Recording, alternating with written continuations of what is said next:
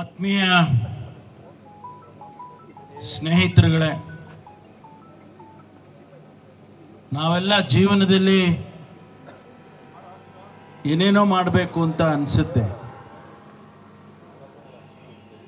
ಕೆಲವರು ಒಳ್ಳೆ ವಿದ್ಯಾವಂತರಾಗಬೇಕು, ಒಳ್ಳೆ ಉದ್ಯೋಗಕ್ಕೆ ಹೋಗಬೇಕು, ಇಲ್ಲ ಒಳ್ಳೆ ಸೈಂಟಿಸ್ಟ್ ಆಗಬೇಕು, ಒಳ್ಳೆ ಮೇಸ್ಟ್ರ್ ಆಗಬೇಕು, ಒಳ್ಳೆ ಪೊಲೀಸ್ ಆಫೀಸರ್ ಆಗಬೇಕು, ಮತ್ತು ಒಳ್ಳೆ ರಾಜಕಾರಣಿನೂ ಆಗಬೇಕು ಅಂತ ಅನ್ನೊಂದು ಸಾರಿ ಅಂದ್ಕೊಂಡ್ಬಿಡ್ತಾರೆ. ಶ್ರೇಯಸ್ಸು ಅವನ ಜೀವನದಲ್ಲಿ ಒಂದು ಹೊಸ ಹೆಜ್ಜೆಯನ್ನು ಇಡ್ತಕ್ಕಂಥ ಪ್ರಯತ್ನವನ್ನು ಮಾಡಿದ್ದಾನೆ. ಬಹುಶಃ ಚಲನಚಿತ್ರದ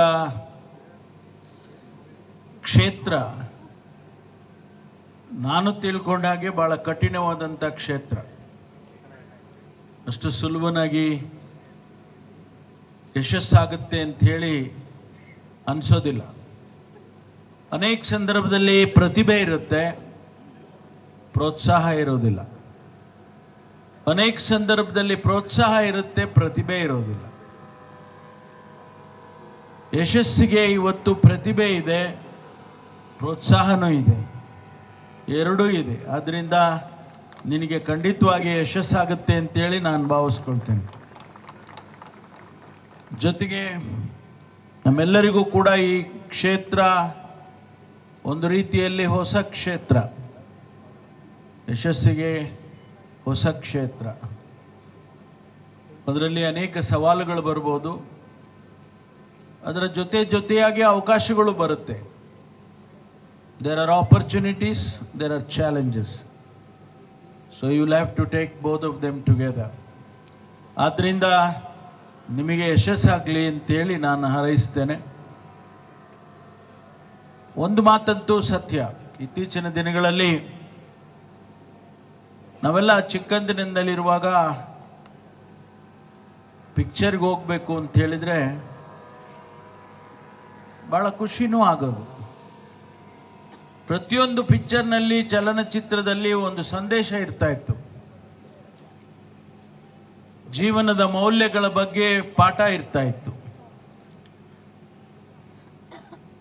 ಎಲ್ಲೋ ಒಂದು ಕಡೆ ಮಾರಲ್ ಸೈನ್ಸ್ ನಾವೆಲ್ಲ ಏನು ತಿಳ್ಕೊಳ್ತಾ ಇದ್ದೋ ಅದು ಇರ್ತಾ ಇತ್ತು. ಆದರೆ ಇತ್ತೀಚಿನ ದಿನಗಳಲ್ಲಿ ನಾನು ಗಮನಿಸಿದಾಗೆ ಕಮರ್ಷಿಯಲ್ ಇರ್ಬೋದು, ಹಣ ಮಾಡಬೇಕು ನಿಜ, ಆದರೆ ಎಲ್ಲೋ ಒಂದು ಕಡೆ ಸಮಾಜಕ್ಕೆ ಒಂದು ಸಂದೇಶನೂ ಹೋಗಬೇಕಲ್ಲ. ಹೆಚ್ಚು ಜನ ನೋಡ್ತಕ್ಕಂಥ ಮಾಧ್ಯಮ ಯಾವುದಾದ್ರೂ ಇದ್ದರೆ ಅದು ಚಲನಚಿತ್ರ ಮಾಧ್ಯಮ. ಆ ಮಾಧ್ಯಮದ ಮೂಲಕ ಜನಗಳ ಮನಸ್ಸನ್ನು ಬದಲಾವಣೆ ಮಾಡುವಂಥ ಅವಕಾಶಗಳಿರುತ್ತೆ. ಎಷ್ಟೋ ಸಾರಿ ಯಾವುದೋ ಹೀರೋನ್ ನೋಡಿಬಿಟ್ಟು ನಾನು ಹಂಗಾಗಬೇಕು ಅನಿಸುತ್ತೆ, ಅಥವಾ ಯಾವುದೋ ಹೀರೋಯಿನ್ ನೋಡಿಬಿಟ್ಟು ನಾವು ಹಂಗಾಗಬೇಕು ಅಂತ ಅವ್ರಿಗೂ ಅನ್ನಿಸ್ಬೋದು. ಆದರೆ ಕೊನೆಗೆ ಸಂದೇಶ ಒಂದು ಇರುತ್ತೆ ಆ ಚಲನಚಿತ್ರದಲ್ಲಿ.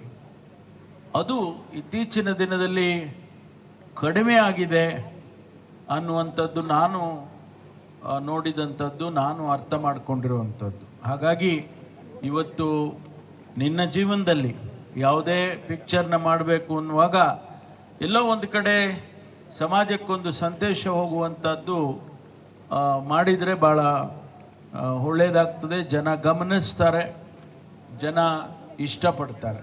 ಹಾಗಾಗಿ ಆ ದೃಷ್ಟಿಯಿಂದನೂ ಕೂಡ ನಿನಗೆ ಒಳ್ಳೆಯದಾಗಲಿ ಅಂತ ಹೇಳಿ ಭಾವಿಸ್ತೇನೆ.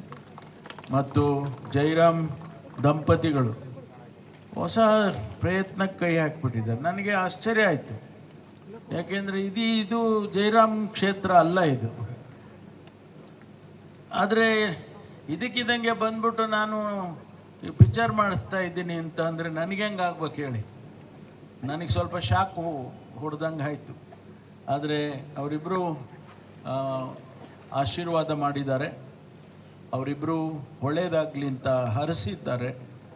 ಆದ್ದರಿಂದ ಒಳ್ಳೆಯದಾಗತ್ತೆ ಅಂಥೇಳಿ ನಾನು ಖಂಡಿತವಾಗಿ ಭಾವಿಸ್ಕೊಳ್ತೇನೆ. ಜೊತೆಗೆ ನೀವೆಲ್ಲ ಇದ್ದೀರಲ್ಲ ಸ್ನೇಹಿತರು, ಒಳ್ಳೆಯದನ್ನು ಬಯಸ್ತಕ್ಕಂಥವರು ಭಾಳ ಜನ, ಹೆಚ್ಚು ಜನ ಇದ್ದಂಗೆ ಕಾಣಿಸುತ್ತೆ. ಅದಕ್ಕಾಗಿ ನೀವು ಕೂಡ ಆ ಶಕ್ತಿಯನ್ನು ತುಂಬ್ತೀರಿ ಅಂಥೇಳಿ ನಾನು ಅಂದ್ಕೊಂಡು, ನನಗೆ ಇವತ್ತು ಇಲ್ಲಿ ಬಂದು ಈ ಅವಕಾಶಕ್ಕಾಗಿ ನನ್ನನ್ನು ಕರೆದಿದ್ದಾರೆ. ಸ್ವಲ್ಪ ತಡವಾಗಿ ಬಂದಿದ್ದೇನೆ, ಕ್ಷಮಿಸಬೇಕು. ಬೇರೊಂದು ಕಾರ್ಯಕ್ರಮ ಇದ್ದಿದ್ದಕ್ಕಾಗಿ ಸ್ವಲ್ಪ ತಡ ಆಯಿತು. ಆದರೂ ಕೂಡ ಬರಲೇಬೇಕು ಅಂಥೇಳಿ ಬಂದಿದ್ದೇನೆ. ಧನ್ಯವಾದಗಳು. ನಮಸ್ಕಾರ.